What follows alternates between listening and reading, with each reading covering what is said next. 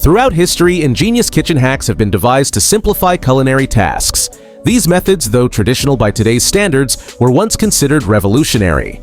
Let's delve into 30 old kitchen hacks that were ahead of their time, these timeless techniques that not only made kitchen work easier, but also added an element of fun. Ice water for easy egg peeling. The technique of immersing boiled eggs in ice water to facilitate peeling is both common and effective. Boiling causes the egg's proteins to coagulate and the egg itself to expand, often resulting in the shell adhering tightly to the egg. Introducing the egg to ice-cold water induces thermal shock, causing the egg to contract.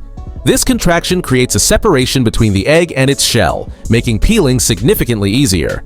This method saves time and effort, especially when preparing multiple boiled eggs, and is a testament to the application of simple scientific principles in everyday cooking. Wax paper to prevent food from sticking. In the 20th century, home bakers faced the challenge of food sticking to pans. The conventional method involved generous greasing with lard or butter, which could be costly and deplete essential cooking fats. Enter wax paper, a more affordable and efficient solution. By lining pans with wax paper, bakers reduce the reliance on heavy greasing, simplifying the baking process. This innovation revolutionized home baking, leading to the decline of traditional greasing methods and paving the way for modern alternatives like parchment paper. Vinegar to rescue burnt pans. Vinegar is acidic, and that's not new information. Even a 5th grader these days can tell you that. At least, I hope they can. Anyway, don't worry, because I'm here to tell you all about why its acidity is a factor we should really appreciate with this hack. See, that acidic nature helps to loosen and dissolve the burnt surface on pans, the icky black stuff that sticks and just won't go away. Acetic acid is actually pretty weak, and vinegar doesn't have the highest concentration of it, but its reaction with the minerals in burnt food and grease is what's interesting here. The acid helps break these down through an acid-base reaction and dissolution. Now, those sound like fancy science words, but it basically means that this stuff is really good at helping the burnt food or grease detach from the surface of the pan. Vinegar is excellent at cutting through such residues, aiding in dissolving greasy substances. So, I guess you can salvage that pan after all, right? Coffee grounds as natural deodorizers. Long before the environmental movement gained momentum, people sought practical uses for leftover coffee grounds. Rather than discarding them or brewing excessive amounts of coffee, they repurposed these remnants to combat persistent kitchen and refrigerator odors. The absorbent nature of coffee grounds made them ideal for neutralizing unpleasant smells, offering a safer and more sustainable alternative to commercial deodorizers. This practice not only minimized waste, but also marked one of the earliest instances of utilizing natural substances for household freshness. Achieving perfect cake slices with string.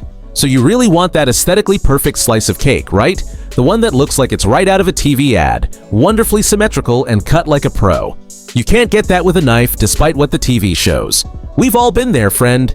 I'll let you in on a little secret too. They probably don't use knives either. When you start with a knife, especially if the blade is dull or blunt, the pressure it exerts can cause uneven compression throughout the cake. This can happen because of the knife or just using too much force, but whatever the cause, you get uneven slices as a result. However, you don't encounter this problem with a string line. Know why string lines create uniform pressure across the entire surface of the cake? You can pull the string through the cake without much force, unlike a knife where you'd have to push down. These factors make string lines almost irreplaceable when it comes to slicing cake because they ensure the most even slice with the least amount of force. Also, have you ever noticed how cake sticks to knives? Strings don't have that problem due to their thinness. Knives, on the other hand, are prone to dragging a lot of the cake with them. Storing lettuce in a damp cloth. Storing lettuce with damp cloths follows principles similar to using bread to soften sugar. It's all about moisture retention. Additionally, it involves regulating the temperature of the lettuce. This practice helps maintain the vegetable's freshness because lettuce contains a lot of water, making it easily perishable. It's a bummer, right?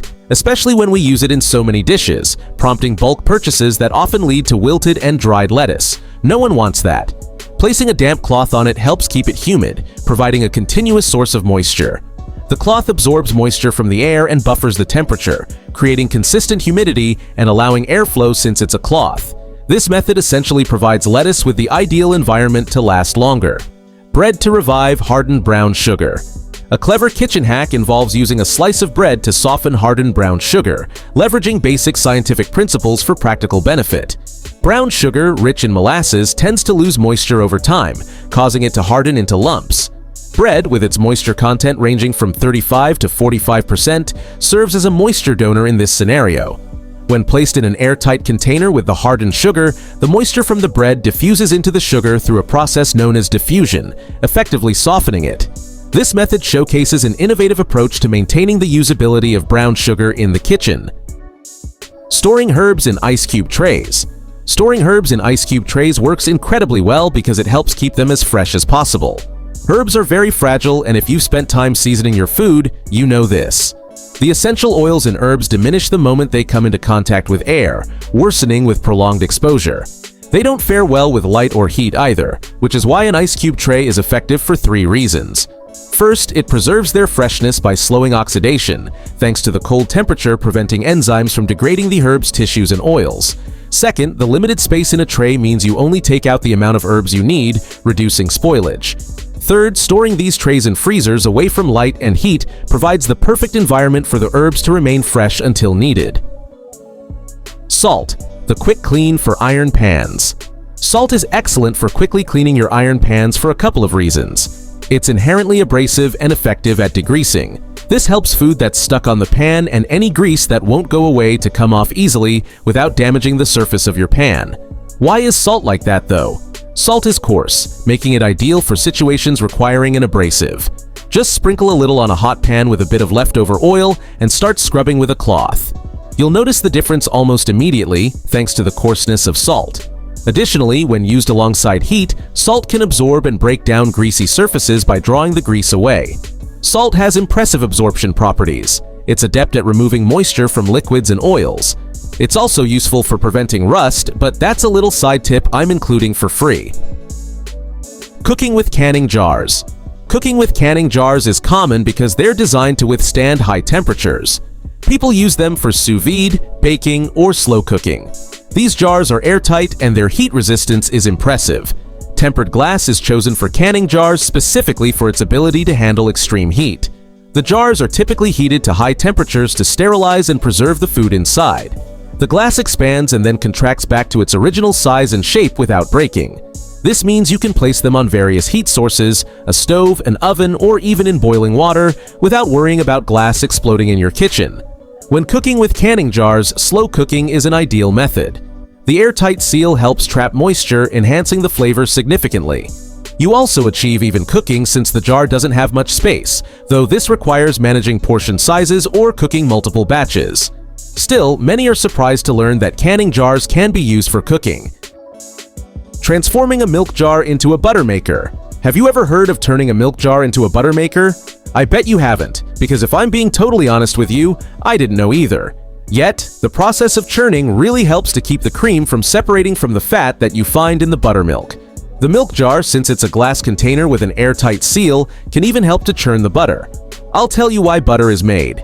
When you basically irritate heavy cream and violently shake it until the point that the cream starts to mix together and stick, then you take the liquid and separate it, and that is how you get buttermilk. Milk jars end up being the ideal choice for this because they can hold cream really well and also handle the amount of violent churning and shaking you need to really create the butter. The churning is what causes the cream to start turning into butter, and the tight seal really helps you keep the moisture you need to retain the texture.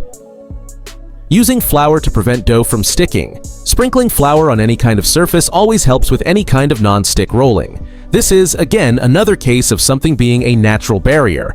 The little barrier that sprinkling flour provides between the rolling pin and the surface of the dough does 2 important things for it. 1, you reduce the overall friction, and 2, you prevent the dough from sticking. Now, why does that happen? Well, dough, again, is made out of a lot of water, and that means it tends to become sticky when it gets rolled out. Sterilizing bottles with boiling water. You're no stranger to the concept of heat being really good at sterilizing things. That goes for pretty much every kind of food you've ever had, but it also goes for your bottles too. Why? Well, heat actually kills a lot more things than you might know. It kills pretty much any kind of bacteria, virus, and fungi, and while I'm not trying to imply you wouldn't know that, what I do think is that people, myself included, aren't aware of just how many bacteria there are on surfaces around us. Actually, the number is staggering. They all die at around 212 degrees Fahrenheit though, and that's the temperature of boiling water. This helps to completely obliterate most of these organisms on a cellular level, which is pretty metal if you ask me. The high temperature literally breaks them down into nothing, and they either become inactive because structurally they just can't work anymore, or they are outright killed. Pretty neat, right? Not only do you end up getting your water bottle sterilized, but they end up becoming as clean as they can be too. Aging cheese in cloth bags. Cloth bags can actually help your cheese age just right, and I bet that sounds like a really weird mix to you, but it's as legitimate as a mix can be. The right conditions for aging all happen inside the wonderful confines of a cloth bag, so you have that for one. Basically, to age cheese and to age it properly, you need 3 different things. You need moisture that's regulated, and you need a lot of air circulation. None of that means anything if your environment isn't clean, so you need to be able to prevent contamination as well as you can. Moisture regulation is really important because as it keeps aging, cheese starts losing moisture. Cloth bags, on the other hand, are made of really breathable material and help moisture to evaporate a bit more slowly so that the cheese doesn't get too dry. Cheese aging also helps keep air balanced since the cloth bag is really porous. All those tiny little openings help air to flow around the cheese, which you really need for the health of the rind. It helps for those helpful little bacteria and molds that you find on cheese to grow. Some of those microorganisms don't deserve to die in a heat death. They make your burger a lot better. Third of all, the bag itself just works as a natural barrier against any kind of dirty substance, insect, or material. All in all, you get a perfect vibe for your cheese. Pre-freezing pies for better results. Pre-freezing pies before baking offers 2 significant benefits: a flakier crust and more even fillings. Pie dough contains cold fat, essential for a flaky texture. Pre-freezing solidifies the fat, ensuring it maintains its structure during baking. Without freezing, moist fillings can make the bottom crust soggy. A pre-frozen pie slows the baking process, allowing the bottom crust's fat to solidify before the filling softens it. Freezing also firms up the filling, promoting even cooking. A brief stint in the freezer can significantly enhance your pie's quality. Chilled bowls for whipping cream. Chilled bowls are fantastic for whipping cream because the cold temperatures help keep the fat in the cream stable. Why is the stability of the fat in your whipping cream important? Well, unlike maintaining a stable diet or sleep schedule, the effects here are a lot more immediate. Whipping cream consists of fat molecules suspended in water. When you whip the cream, these molecules start clumping together, creating the texture we desire. At room temperature, this fat can begin to melt, causing the whipped cream to lose its structure. However, if you chill the bowl, this issue is mitigated because the fat stays firm, helping the foam maintain its shape. Pretty interesting, right? I know I prefer my whipped cream at peak performance, and if you do too, maybe keep this tip in mind. Potatoes. Reducing excess salt in dishes. Potatoes rich in starch offer benefits beyond the plate. They can reduce excess salt in dishes by absorbing moisture. In cooking, maintaining proper moisture levels is crucial. Raw potatoes, being predominantly starch, absorb liquids effectively. Adding them to oversalted soups, stews, or sauces allows the potatoes to absorb salty liquid through osmosis, balancing concentrations. Furthermore, potatoes dilute salt, maintaining a balanced salt-to-food ratio. This ensures your dishes are flavorful without being overpowering. Including potatoes can unexpectedly enhance your culinary creations. Using string to truss poultry. String is invaluable not only for slicing cakes and desserts, but also for trussing poultry. Trussing compacts the bird, ensuring even cooking. By keeping the legs and wings close to the body, trussing allows heat to distribute uniformly, resulting in moist, tender meat. Additionally, a trussed bird retains moisture better, preventing dryness. A tightly trussed bird also boasts improved presentation, making it especially popular during special occasions like Thanksgiving. The compact shape enhances aesthetics, and the even cooking yields a crispier skin. Trussing ensures your poultry is both visually appealing and delicious. Baking soda, the universal cleaner. Baking soda stands out as a versatile cleaner, effective in numerous situations where specialized cleaners are typically required. Its unique properties make it indispensable in the kitchen. Slightly abrasive, baking soda aids in removing unwanted residues without causing damage. This quality makes it excellent for tackling dirt, stains, and grease buildup. The coarse particles of baking soda, similar to salt, effectively clean grime. Additionally, baking soda is mildly alkaline, with a pH around 9. Many common household stains are acidic. Baking soda neutralizes them by breaking down their oils, preventing stains from setting. Moreover, baking soda eliminates odors from spoiled food or waste. Since these odors often result from acids, baking soda's neutralizing effect proves beneficial. In essence, baking soda is a true jack-of-all-trades in kitchen cleaning. Sharpening knives with soap bars. Imagine you're about to slice a cake, but your knife isn't sharp enough, and you don't have any string to assist. In such a predicament, a simple bar of soap can serve as an emergency sharpening tool. While it won't replace a proper sharpening rod or whetstone, it can provide a temporary edge when needed.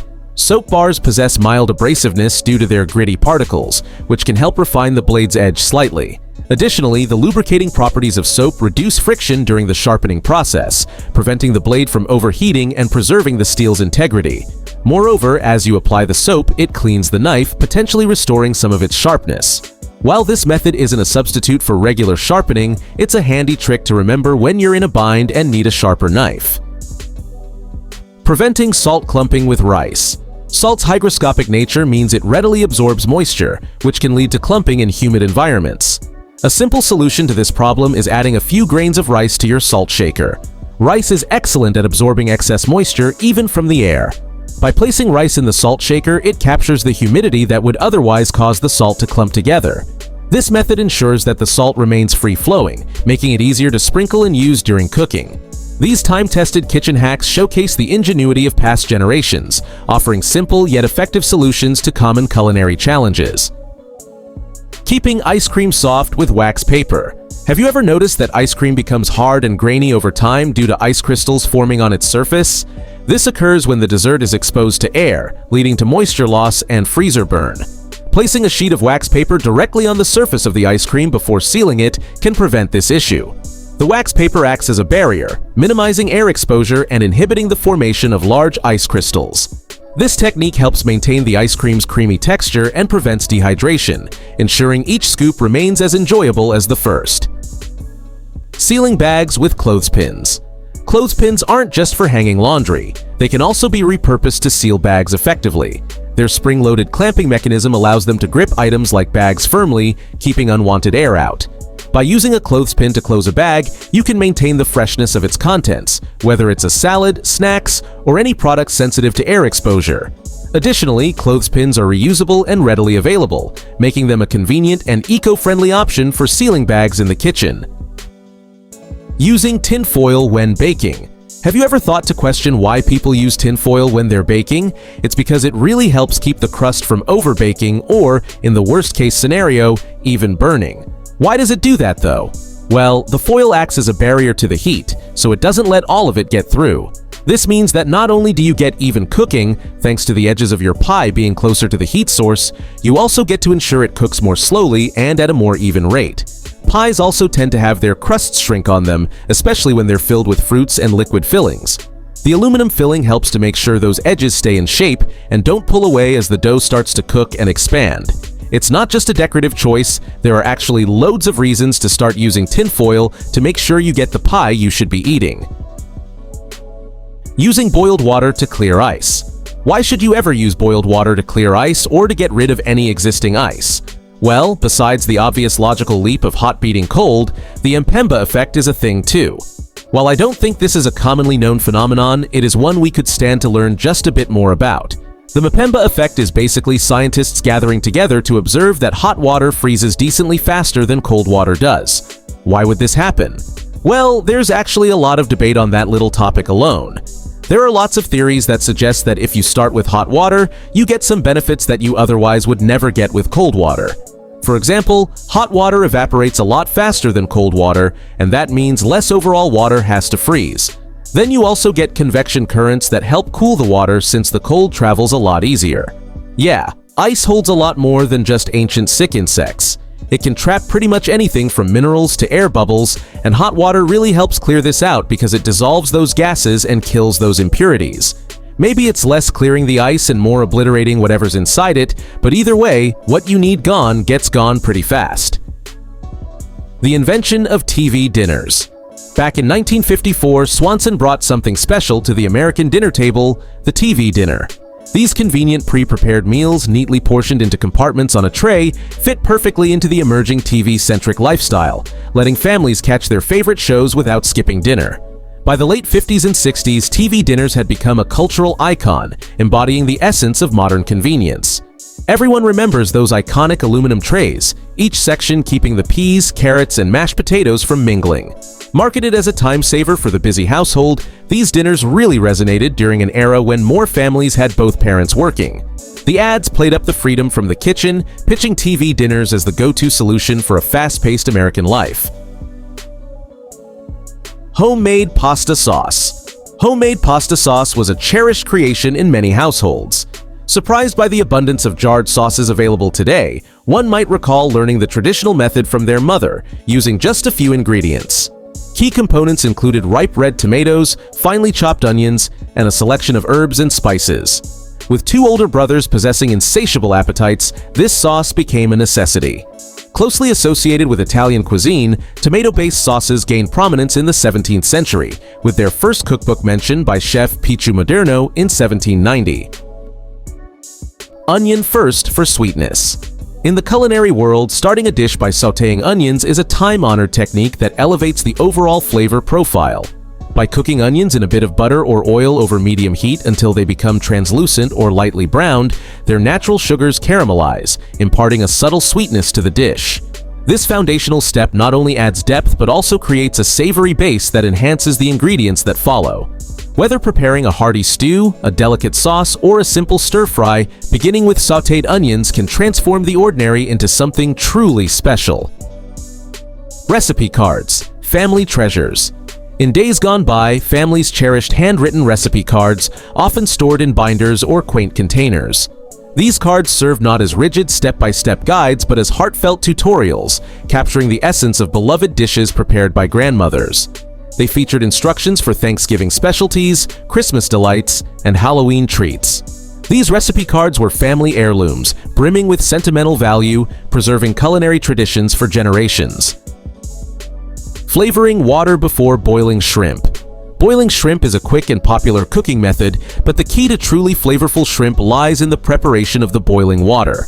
By adding aromatics and seasonings, such as lemon slices, garlic cloves, bay leaves, and a generous amount of salt, to the water before it reaches a rolling boil, you create a fragrant broth that imparts subtle yet distinct flavors to the shrimp as they cook. This technique ensures that each bite is infused with a harmonious blend of tastes, elevating the shrimp beyond mere seafood to a delectable delicacy. Grandma's buttered noodles. Buttered noodles, affectionately known as Grandma's noodles, were a staple at family gatherings. In an era when simple dishes could leave a lasting impression, this meal stood out. The addition of eggs imparted warmth and nutritional value, while the butter enhanced the noodles' chewy texture. The flavor was a delightful blend, reminiscent of creamy chicken noodles combined with butter-cooked shredded chicken and diced vegetables. This dish epitomized love, requiring meticulous attention to detail, an art perfected by grandmothers nationwide. Soda fountains. Soda fountains, delightful fixtures in American drugstores since the late 1800s, flourished as social hubs in the mid-20th century. Patrons gathered to enjoy milkshakes, sodas, and ice cream concoctions. These venues reached peak popularity in the 1940s and 1950s, becoming integral to community life. The soda jerk, as the attendant was known, skillfully mixed flavored syrups with carbonated water, crafting delightful beverages on demand. Customers perched on counter stools, savoring their treats in a lively atmosphere. Soda fountains offered a unique charm, providing spaces where people of all ages could socialize and enjoy refreshments together. Thanks for watching. If you enjoyed this video, please like and subscribe to support my channel. Share your favorite kitchen hack in the comments below.